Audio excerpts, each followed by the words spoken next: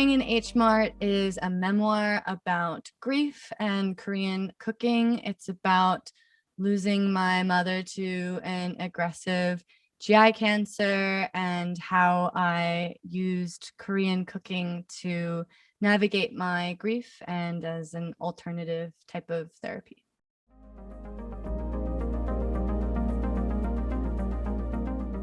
I think that this book allowed me to process my grief in such a different way than songwriting, largely because there was so much left unsaid even after I wrote two albums about grief. There was such a huge story there and so much of it that I didn't even really understand. And so it was nice to spend really the last 5 years investigating my mother's character and our relationship, and everything that happened in the 6 months that I lived in Eugene as a caretaker and watched her health deteriorate. So it was a really cathartic experience. It also allowed me to really revisit a lot of beautiful memories of my childhood that had been kind of buried under this traumatic experience. Because the last time that I lived in with my parents, I was 18 years old, which was 7 years before she got sick. And so this was the first concentrated period of time that I spent with my mother. And so for a long time, I couldn't have memories of her that weren't related to her cancer.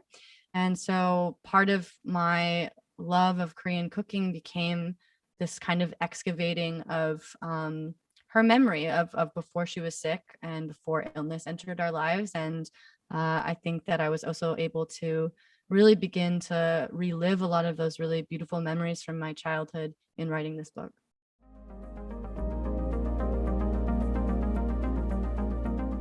Learning how to cook Korean food was just a really tactile, spiritual feeling. I think especially if you are someone that grew up in this generation where we largely don't depend on religion or these kind of like spiritual ways of grieving.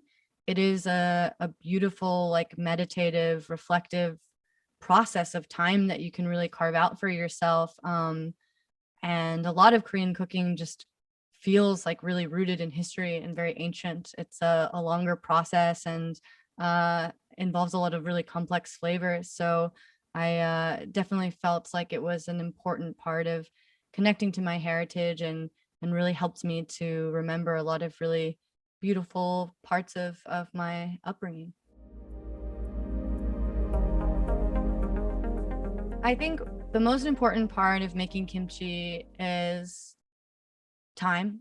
I personally love a very funky kimchi, and uh, especially cooking with kimchi, you need something that's really pungent and really fermented, and that comes from a long time of waiting and letting the flavors sort of naturally develop. So I would say time and obviously the freshness of the ingredients. Really, there's not too much involved in kimchi, so it's really those two things.